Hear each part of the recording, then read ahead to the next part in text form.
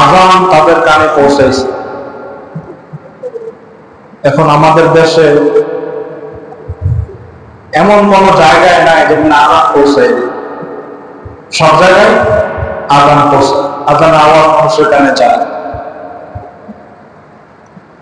আযানের আওয়াজ মানুষের কানে যাওয়া মাত্রই তার উপর ওয়াজিব হয়ে যায় দুনিয়ার সমস্ত কাজ থেকে ফারেক হওয়া।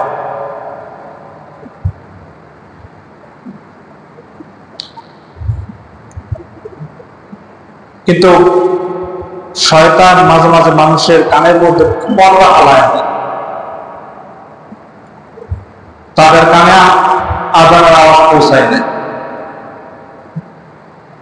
আল্লাহ তাআলা দয়া করে, মায়া করে, মহব্বত করে, ভালোবেসে